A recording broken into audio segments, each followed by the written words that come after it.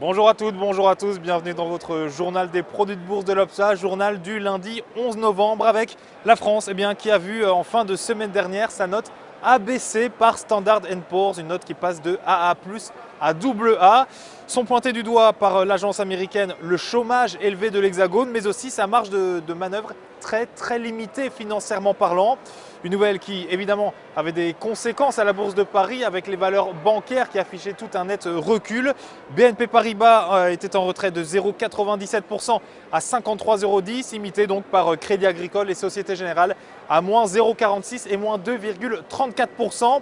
De son côté, ArcelorMittal prenait 3,38% à 12,83 €, conséquence de résultats trimestriels satisfaisants pour le groupe sidérurgique. Et puis une tendance identique pour Areva, plus 1,87% après la signature d'un contrat au Brésil pour un troisième réacteur pour Areva. Ici, maintenant, aux États-Unis, les marchés se montraient rassurés par les derniers chiffres de l'emploi avec un chômage qui augmente, c'est vrai, mais qui reste à des niveaux très acceptables. Il passe de 7,2 à 7,3% au mois d'octobre. Et puis surtout avec un nombre d'emplois créés pour ce même mois d'octobre qui bat largement les prévisions. 204 000 nouveaux postes, c'est le double par rapport à ce qui était attendu par les analystes.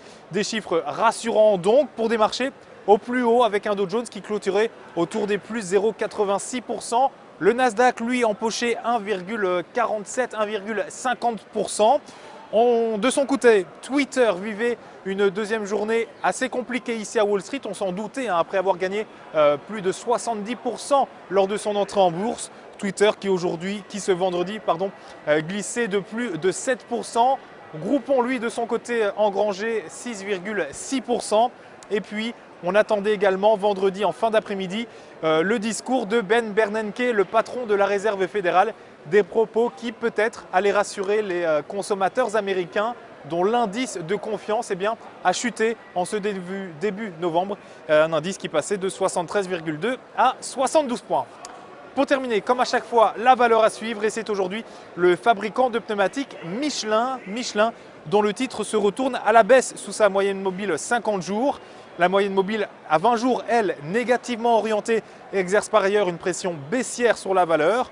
De son côté, le RSI se situe en dessous de sa ligne de signal et accélère à la baisse. Ainsi, tant que la résistance des 84,71 € reste intacte, les objectifs se situent à 71,75 € puis 67,95 € en extension.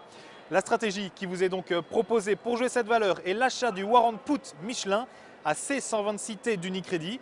Son prix d'exercice 80 €, sa date d'échéance le 7 mars 2014. Voilà, fin de ce JT des produits de bourse. Rendez-vous demain. D'ici là, passez une bonne journée.